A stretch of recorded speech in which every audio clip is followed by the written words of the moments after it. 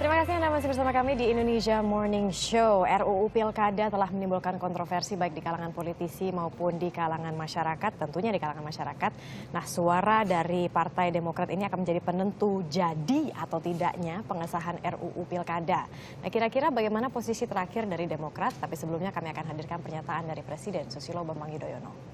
Dari reformasi yang kita jalankan selama ini, tentunya pilihan kepala daerah langsung itu mesti kita jaga dan pertahankan. Sebagaimana pula pemilihan presiden secara langsung. Partai Demokrat tengah berpikir, saya berpikir keras untuk itu. Misalnya, bagaimana kalau kita masih mempertahankan sistem pemilihan langsung.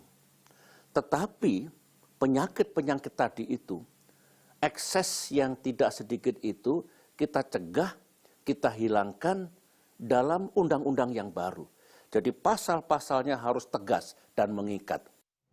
Kita akan langsung membahas tadi pernyataan dari Presiden Susilo Bambang Yudhoyono mengenai RUU Pilkada bersama dengan Pak Ramadhan Pohan, Wakil Sekjen dari Partai Demokrat, dan juga Prof. Hamdi Muluk, pakar psikologi politik Universitas Indonesia. Selamat pagi. Selamat pagi. Mungkin kita akan mulai langsung dari melihat tadi pernyataan dari Pak SBY.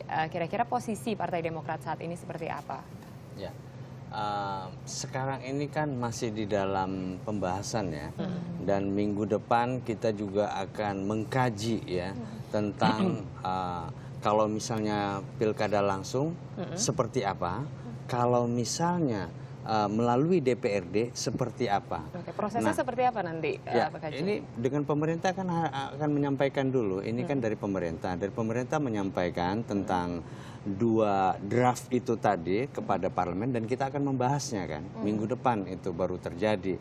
Dan saya kira di dalam menunggu waktu tersebut ya perdebatan itu akan tetap ada. Bagi kami di Demokrat sendiri jelas ya indikatornya itu adalah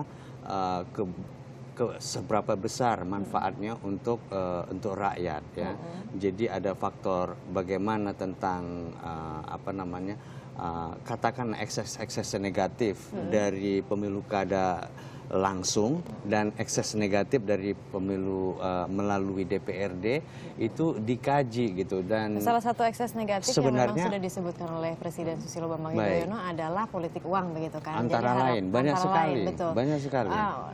Presiden SBY berteori bahwa kalau misalnya kita memang melakukan misalnya pilkada itu tidak langsung begitu dipilih oleh DPRD, berarti otomatis kita akan meminimalisasi politik uang. Itu sistem pemikirannya dari mana dan bagaimana, Mas Ramadhan? Saya kira begini, baik pilkada langsung maupun DPRD ini sama-sama ada ekses negatifnya.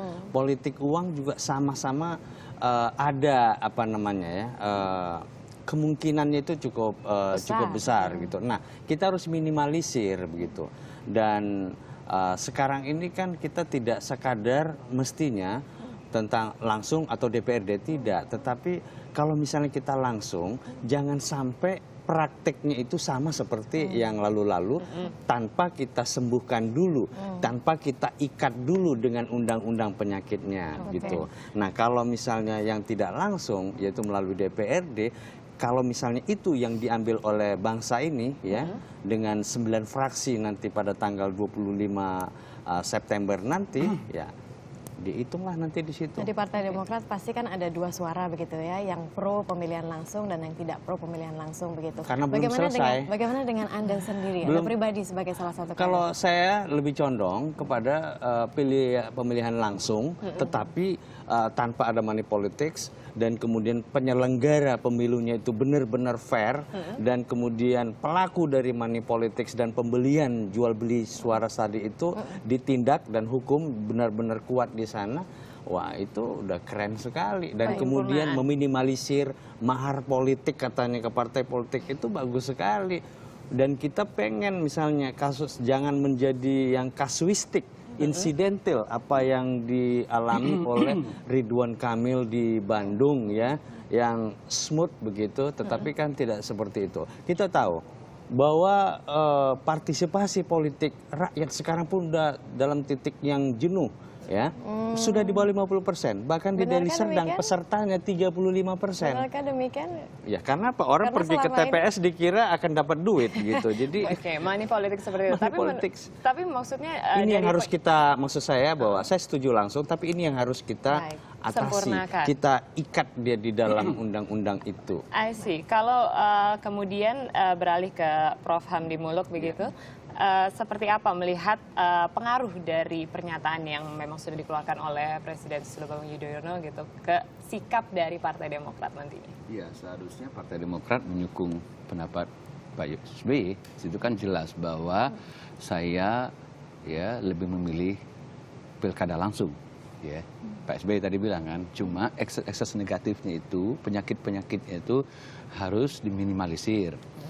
Saya kira sekarang perdebatan tentang pilkada langsung oleh rakyat dan oleh DPRD ini sebenarnya titik konsensus yang mana yang lebih baik itu sebenarnya argumennya sudah beredar banyak dan saya sudah lihat mencermati semua argumen begitu, sepertinya memang ke pilkada langsung lebih diinginkan karena dua hal mungkin ya, bahwa substantif demokrasi kita yang berbasis presidensial ya itu kan harus klop dari atas ke bawah.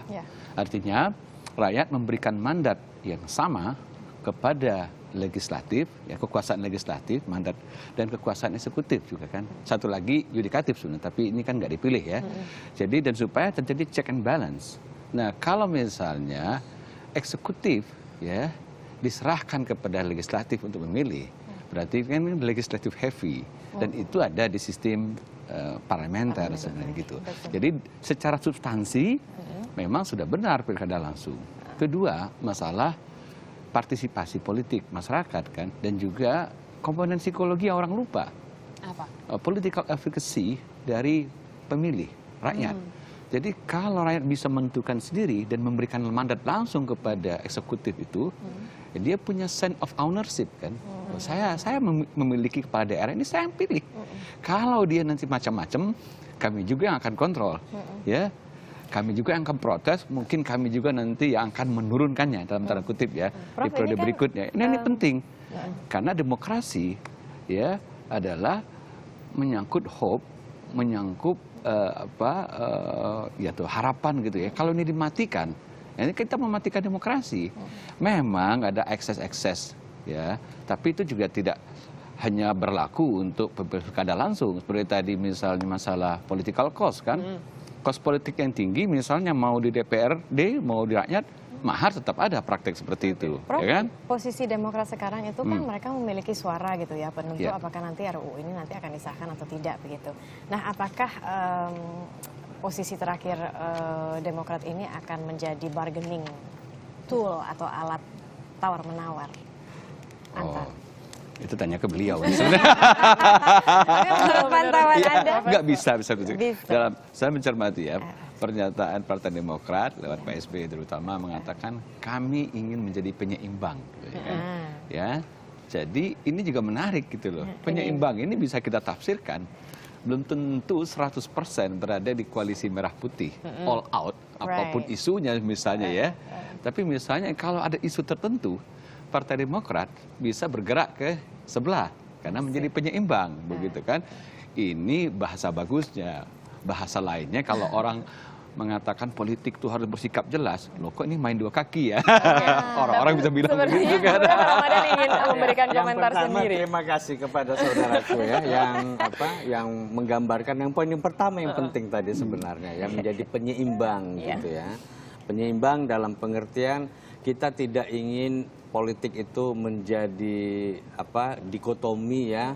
Kalau nggak ini maka begini. Kalau yang kuning senang, yang merah harus marah. Kalau merah senang, yang kuning harus marah. Penyeimbang atau pelin-pelan Mas Ramadan? Penyeimbangnya ya artinya bahwa kita tidak didasarkan pertimbangan like and dislike. Kami membenci Anda karena Anda kuning, kami membenci Anda karena Anda merah. Bukan karena itu. Tetapi apa dulu yang ditawarkan kepada rakyat kita bahas di atas meja. Tapi menarik ini loh Mas Ramadan. sebetulnya ide mengenai RUU Pilkada ini itu kan munculnya dari pemerintah. Pemerintah, iya betul. Iya. Pemerintah kan berarti Presiden Susilo Bambang Yudhoyono. Yang Tapi pemilihan sekarang, langsung ini. Enggak. Jadi Revisi waktu Undang-Undang revisi Pilkada ini kan Undang-undang. diajukan tahun 2012 oleh pemerintah. CQ Mendagri kan. Iya, Betul, tapi betul. sekarang Presiden Susilo Bambang Yudhoyono tampaknya lebih condong ke pilkada langsung. Jadi ini loh maunya kemana gitu Jadi sebetulnya. kalau dinamika politik itu hal yang biasa menurut saya. Tidak ada. Nah, kalau misalnya pendirian seperti pemerintah kan, yang lalu kan maunya kan oke, katakanlah karena ekses kita coba di DPRD kan legislasi persetujuannya itu kan di DPR kan.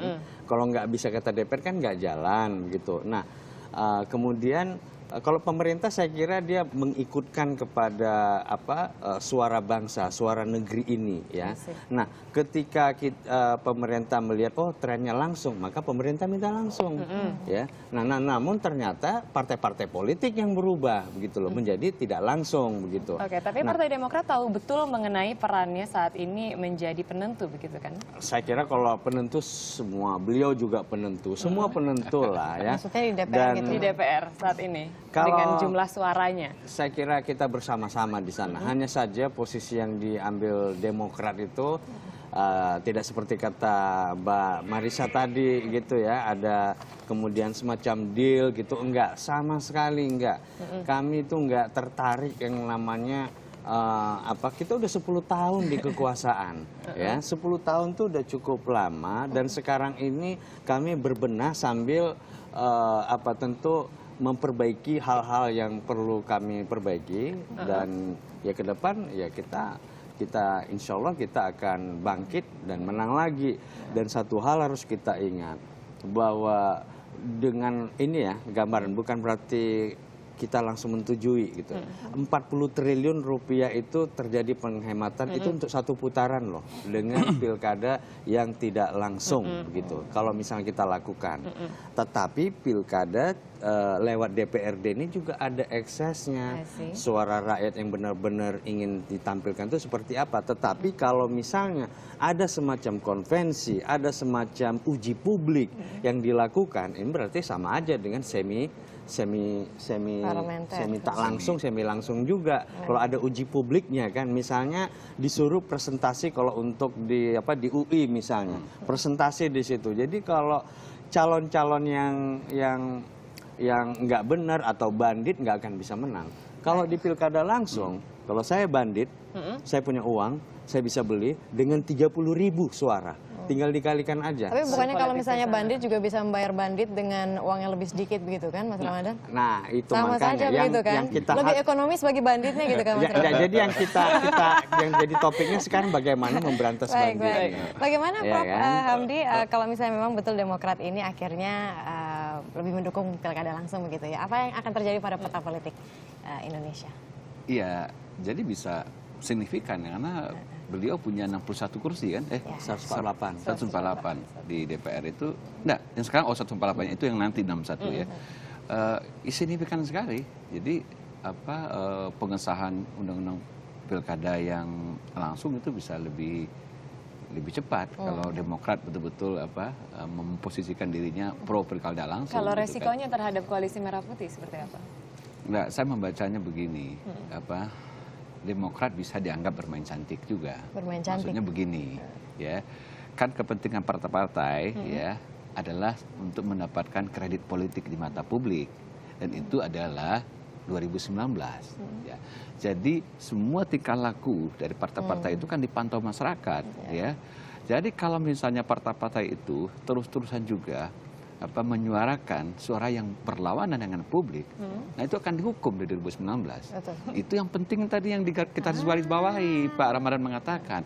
Kalau isunya ya lebih disenangi publik dan kita mendapat kredit politik, bukan tidak mungkin suara Demokrat 2019 akan naik lagi ketimbang terus-terusan bertahan di koalisi merah putih misalnya yang semangatnya asal ganjal pemerintah misalnya. Itu kan juga asal, iya kan? Kita lihat dulu, kalau program pemerintah itu bagus misalnya ya, kalau koalisi merah putih hanya memuaskan syahwat politiknya ya, sebagai residu dari Pilpres kemarin, masih balas dendam, masih ganjal-ganjal saja, masih mempersulit. Nah, nanti publik menilai kan, dalam posisi seperti itu Demokrat rugi. Lebih Partai baik dia Demokrat akan kapan nih posisi terakhir, pro atau anti pilkada langsung, kapan keluarnya nih Mas Ramadan? Di komisi, di dalam panja maksud saya, Komisi 2 panja, yang berlangsung posisi Demokrat itu masih mengkaji ya. Kalau seandainya pilkada langsung itu bisa memangkas semua ekses ya negatif, Kapan maka itu kita akan ke tanggalnya? langsung. Tanggalnya, karena Pak SBY bilang sehari 2 hari. Ya. Ini udah 2 hari sekarang. Belum lah, besok masih bisa. Kalau saya itu kan 2 hari lebih cepat kan lebih baik. Iya, Tetapi masih ada waktu seminggu kan. Oh, seminggu. Sampai Nanti 25 September. Nanti Pak Gamawan Fauzi selaku pemerintah Mendagri akan menyampaikan rapat kerja dengan Komisi 2. Ini loh, ini pilkada langsung seperti ini. Pilkada tidak langsung seperti ini. Kita dibahas. Nah, nanti di situ baru posisi Demokrat nanti akan kita lihat. Tapi kalau misalnya dalam masih waktu seminggu sama-sama berarti saja ya lebih bagus kita ya bersama dengan Merah Putih ini karena eksesnya akan lebih Jadi kecil. tetap bermain cantik ya Mas Masih Ramadan. banyak sekali pertimbangan. Baiklah. Tentunya publik juga masih menunggu kira-kira sikap Partai Demokrat seperti apa. Terima kasih tapi Bapak-Bapak sudah hadir di Sama-sama. sini. Terima kasih.